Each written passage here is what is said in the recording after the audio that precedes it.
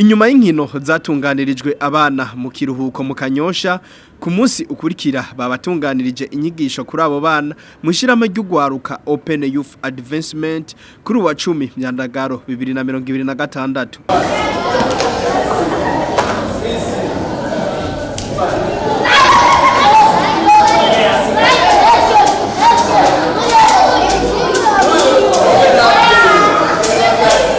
Ugwaruka gwitabiriye izo nyigisho barashima uko zitunganijwe n'ivyo bariko barigishwa mu kino gihe c'uburuhuko.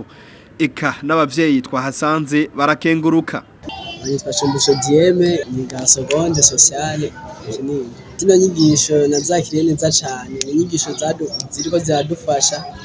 Umunsi twize ibijanye n'amatati ingene twokwirinda amatati dushwanye n'umugenzi canke n'umuntu nyawari we wese mu kibano nyene twoshobora kwirinda amatati ibyo twashwaniye ko tukabikemura cyainze gushwana zitwungura ubumenyi burenze bwo dusanzwe dufise uko twari dusanzwe tubanye n'abavyeyi tutazi nyene uko twobana neza ariko izi nyigisho ziza zikabinoza neza batwigishije n'ibijanye no kuza turirinda ibintu by'ibyaro mu mutwe kubera uko abiza abanyeshure muri iki gihe ca vacances batari mu ishure yuko usanga bagiye mu ngeso mbi ibitajanye n'ubuzima bw'umunyeshure rero baratwigisha ingene twokwirinda kuja mu bintu by'ibiyayuramutwe by'amarigara ibintu nk'ibyo rero zino nyigisho ni nziza cane bano bantu batunganije bino bintu uko borenga hano mu Kanyosha bakaja mu Zangagara za Kamenge kugira ngo zino nyigisho zikwire hose kuko ni inyigisho nziza binakunze mbere agene hagati mu gihugu cyose nibyo byo bavyiza kurusha.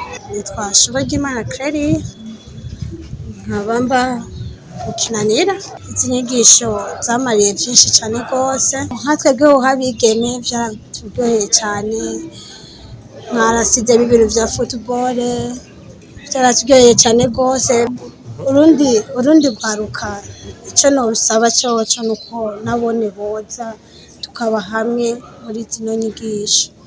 Izi nyigisho zifitiye akamaro kanini abana ubwa mbere zibarinda gusamara ubugira kabiri zikabegereza hafi y'abavyeyi ubugira gatatu zibereka ko ata ibintu byose bitarekuriwe gufatwa kuko hariho ivyo usanga bafashe ugasanga nibiyayuramutwe bibajanye mu zindi ngeso zitandukanye. Nyuma y'izo nyigisho ngo abana baraheza bakaroswa ibikoresho by'ishure nk'uko tubishikirizwa na Kubwimana Sigisi aserukira ubwo gwaruka gwishize hamwe rutunganya izo nyigisho kugwaruka. Ino munsi n'umunsi ugira kabiri w'inyigisho umunsi wa mbere mwarabonye kari umunsi w'inkino mwaravyiboneye kwasi batutsi no. Ino munsi abana twabahereje ukungene bogwanya ikiza ruhonyanganda sida twongera tukabigisha ukungene bo kwirinda ibiyayuramutwe twongera turabigisha ukungene bokoresha imbuga ngurukana bumenyi hama zikagira ico zibamariye kazivyaza umusaruro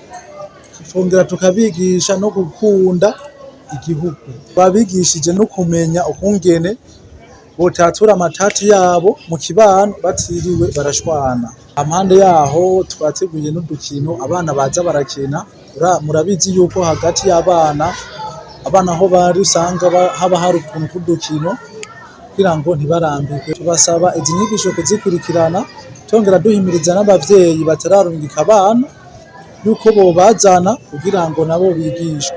Inyuma ya zino nyigisho tuzobaha ibikoresho vy'ishure amakaye amastiro hama cyo tubatekerana n'impanuro y'ukungene bazoshobora kwigenza haba kw'ishure canke mu kibano.